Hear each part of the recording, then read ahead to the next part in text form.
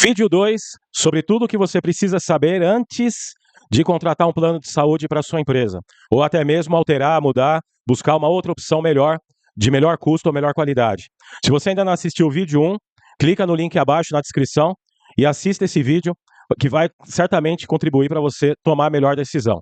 Hoje eu vou falar sobre as armadilhas potenciais, muitas ocultas, que as pessoas acabam cometendo e caindo nessas armadilhas. E claro, em caso de uma contratação indevida, vão pagar mais do que deveria ou vão deixar as pessoas insatisfeitas e as consequências serão grandes. Então, assista o vídeo 1, assista esse vídeo e esteja preparado, preparada para fazer a melhor escolha do seu plano de saúde, sem correr o risco de ser enganado ou cometer algumas falhas que podem custar muito caro para você. Então vamos lá, hoje eu vou dar uma ênfase nas potenciais armadilhas. São aqueles itens que você precisa colocar uma lupa, precisa olhar com mais profundidade antes de começar a negociar até com a sua consultoria, com o seu corretor, para que você esteja bem preparado justamente para, como eu disse, não ser surpreendido com alguma surpresa desagradável. Então vamos lá. Primeiro ponto aqui, lembrando que eu já falei dos itens anteriores aqui, tudo que é importante no vídeo 1, e agora nós vamos dar uma ênfase nesse vídeo 2, mais com essa visão sobre aquilo que você realmente coloca uma lupa ali para não ser enganado. Rede credenciada e tipos de atendimento. Esse ponto é muito importante. Supondo que você tenha uma proposta já em mãos e gostou da proposta, você, claro, vai se aprofundar na questão da rede credenciada. Onde que essa rede está distribuída, cidades, estados, médicos, clínicas, hospitais, laboratórios. Até aí tudo bem. Mas o que você tem que se aprofundar um pouquinho mais, perguntar um pouco mais a respeito, é sobre os atendimentos em cada local, principalmente os hospitais. É comum aparecer na rede credenciada o nome do hospital, mas às vezes ele só atende pronto-socorro, ou não atende o pronto-socorro, ou é só maternidade, ou é uma especialidade específica.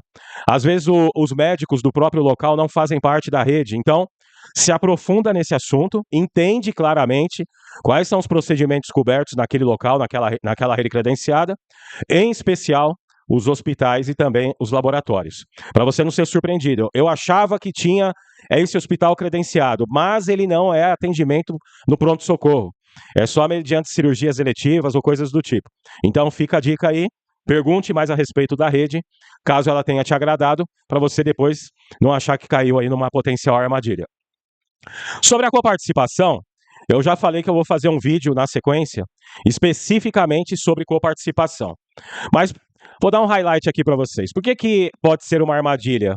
Porque são percentuais de participação na utilização e às vezes tem alguns com limitadores, outros não. Isso pode fazer toda a diferença para o usuário. Supondo que você fez uma coparticipação de 20%, por exemplo, em consulta, se você faz uma consulta que para o plano custa R$300, ou seja, o plano vai pagar R$300 por prestador, ou seja, vai sair do bolso do usuário R$60. Até aí tudo bem. Mas se ele fizer várias consultas, ele vai, no mesmo mês, pagar várias vezes esses R$60. Então, isso pode gerar um desagrado muito grande em certas pessoas. Então, existe sim modelagem de coparticipação com limitadores, com valores de limitação.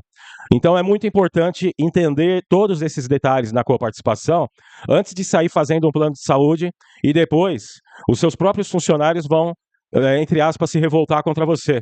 Porque eles vão poder dizer que não sabiam que tinha esse tipo de modelo de coparticipação, sem limitadores, ou se não for por percentual e sim por valores, os valores elevados. Então, a coparticipação pode ser um tiro no pé quando não existe uma comunicação adequada e o entendimento exato do que ela representa, os possíveis impactos para os colaboradores e os benefícios para ambas as partes, empresa e colaboradores. Porque colaboradores também têm benefícios na coparticipação a partir do momento que ela reduz a fatura mensal e, ao mesmo tempo, ela cria uma perspectiva mais, vamos dizer, otimista em relação aos reajustes futuros. Como eu disse, nos próximos vídeos eu vou fazer um específico sobre coparticipação. Fica atento, atenta. Agora, se você quiser já conversar comigo a respeito, para entender com um pouco mais de profundidade esse assunto, na descrição do vídeo tem o meu WhatsApp, o meu link do WhatsApp. Pode mandar mensagem que eu respondo todas as mensagens, assim como comente, coloque a sua dúvida que eu vou responder para você. Mas cuidado para não fazer da coparticipação uma armadilha que ambas as partes poderão se arrepender depois. Os funcionários que podem sofrer com isso e a própria empresa. A questão da contribuição dos colaboradores. Também vou fazer outro vídeo específico e vou colocar aqui na descrição em breve. Esse é um tema muito importante, porque envolve uma série de aspectos e de interesses que precisam ser debatidos antes da contratação. Se o colaborador for pagar uma parte da mensalidade do plano, ele passa a ter certos direitos. E esses direitos influenciam no futuro, até mesmo da própria apólice, do próprio contrato em longo prazo. Por exemplo, se ele paga 1% do plano, descontado na folha dele, ele passa a ter o direito proporcional ao tempo de trabalho, em caso de demissão por justa causa, dele continuar participando dessa apólice, desse plano, mesmo não fazendo parte da empresa. Existe uma lei específica sobre isso e eu vou, nesse outro vídeo, explicar detalhadamente. Então, se é uma vantagem aparente para a empresa ter o colaborador pagando uma parte do plano para reduzir os seus próprios custos e, ao mesmo tempo, permitir um menor impacto financeiro para a empresa, esse colaborador, sim, ele adquire certos direitos previstos em lei. Então, é um ponto de atenção, como eu disse, em relação à coparticipação. Se você quiser saber mais a respeito, você vai assistir o vídeo no nosso canal, que nos próximos dias você vai ter mais informações a respeito disso. Ou conversar comigo agora, basta mandar uma mensagem no WhatsApp, o link está na descrição. E se você estiver gostando desse vídeo, deixa aí o teu joinha, compartilha com mais pessoas, mais empresas, para evitar que muitas caiam em armadilhas, não porque foram enganadas, mas porque não souberam tão somente avaliar tudo o que precisariam avaliar antes e depois da contratação. Esse é o conteúdo que eu estou passando para vocês. Assista o vídeo 1, que você vai ter a primeira etapa de tudo que é relevante para essa escolha. O prazo de vigência. Por que é importante o prazo de vigência? Normalmente 1 ano é a vigência, mas pode ser 2 anos. É muito comum os planos empresariais, acima de 99 vidas, a vigência ser 2 anos. Existem vantagens e desvantagens. Normalmente, a vigência de 2 anos, ela permite a possibilidade de um preço menor no plano, um pouco menor em relação ao período de 1 ano. Porque a operadora ou a seguradora, ela tendo a garantia que o contrato vai permanecer por 2 anos, eventualmente um resultado negativo no primeiro ano, com muita utilização ou com prejuízo para a operadora, pode ser revertido através de medidas corretivas e preventivas e através de melhor utilização do plano, esse resultado pode ser revertido nos meses subsequentes. Então, para a operadora tende a ser melhor uma relação de 2 anos. Para a empresa também pode ser melhor, porque ela tem uma tendência de obter um preço melhor e, claro, se os resultados estiverem bons, também um reajuste menor. Lembrando que o reajuste, ele compõe a inflação do setor, que é autorizado pela ANS, Agência Nacional de Saúde, é um índice chamado de VCMH, Variação dos Custos Médicos Hospitalares, que é uma espécie de inflação do setor. Normalmente esse percentual já é maior do que a inflação da economia como um todo. IPCA, IGPM, o VCMH ele tende a ser sempre maior, o que já é um impacto importante para as empresas.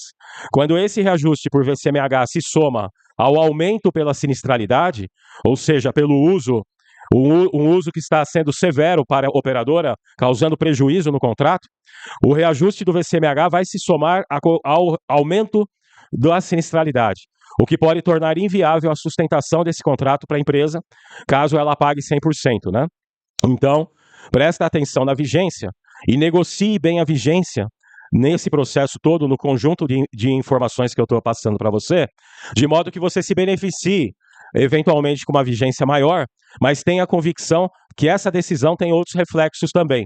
No caso de cancelamento, por exemplo, ou se por algum motivo ao longo do período, a necessidade do negócio se alterar, né?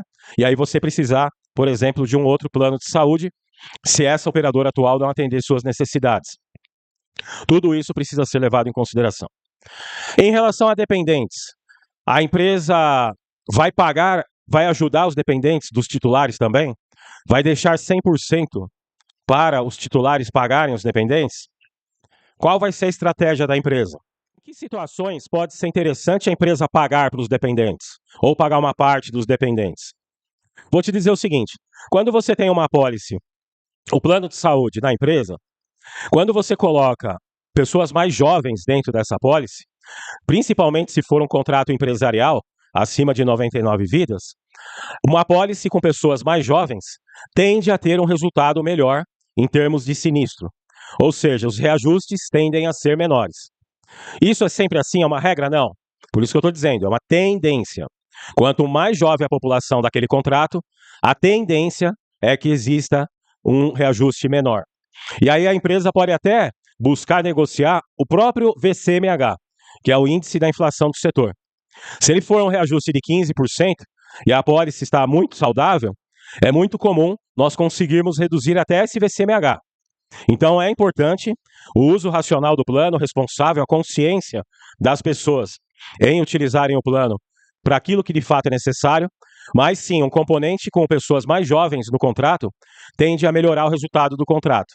Então pode ser interessante subsidiar parte dos dependentes como forma de estimular a entrada de pessoas mais jovens. Isso depende, caso a caso, de uma análise com base nos resultados anteriores, se houverem, assim como uma análise mais consultiva. Por isso que eu já disse no começo, e vou repetir nesse segundo vídeo, o apoio de uma consultoria de especialistas realmente comprometidos com o bem-estar e a satisfação do cliente é fundamental para evitar escolhas precipitadas. Outro ponto de atenção é a regra do contrato para cancelamento. Quando eu falei para você de fazer um contrato de 2 anos, que pode ser um bom negócio, você tem que pensar, tá, e agora, se eu quiser cancelar no meio do caminho, qual é a regra que eu estou sujeito ao contrato? Naquele contrato. Eu vou ter que pagar 3 valores mensais de uma fatura, eu vou ter que pagar o quê? Eu tenho que avisar com qual antecedência, qual é a multa, qual é o aviso prévio. Então entenda as condições de cancelamento de um contrato. Mesmo que você não tenha, obviamente, nenhuma intenção em curto prazo de fazer isso, o seu próprio negócio pode mudar de realidade e com isso a sua necessidade se alterar e pode ser que sim, que seja necessário cancelar o contrato.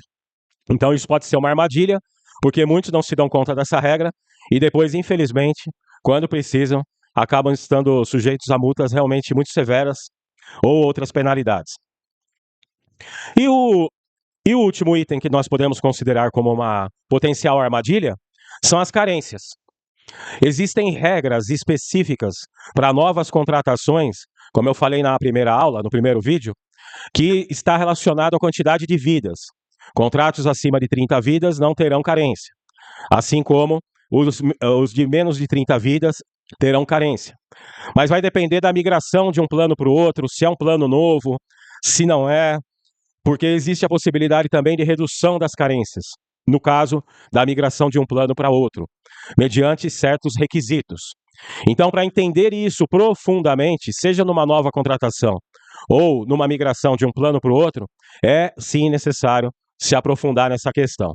Você não pode correr o risco de não interpretar corretamente essa regra e o seu colaborador achar que tem carência ou não tem para determinado procedimento e depois ele cobrar a empresa por um erro de entendimento.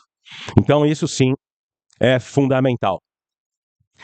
Então, nós podemos dizer aqui, para finalizar esse vídeo, que talvez a maior armadilha que uma empresa, independente do porte, pequena, média ou grande, ela pode cometer, está relacionada a esse último item.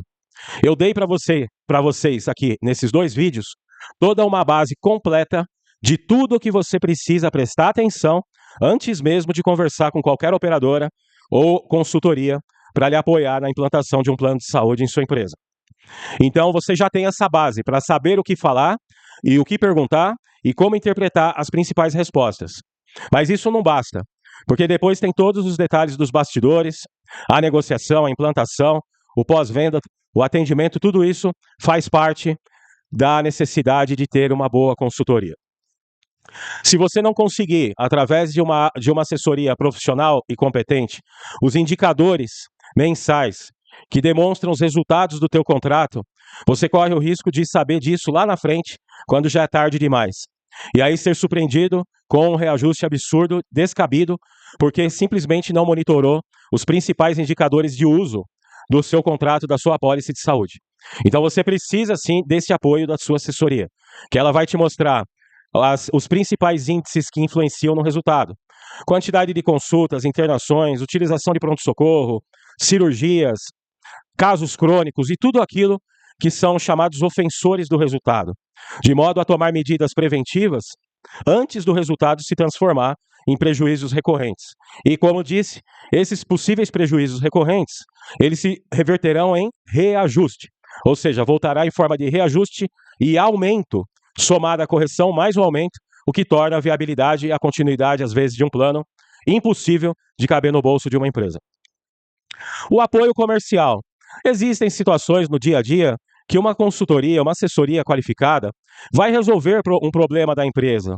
É algo que fugiu da regra, é uma pessoa que precisou de algum atendimento excepcional, às vezes até que o próprio contrato não cobre, mas de repente, dependendo sempre do relacionamento dessa consultoria com a operadora ou com a seguradora, muito se consegue no bom senso, no relacionamento comercial, porque existe um respeito muito grande entre seguradora e uma assessoria qualificada.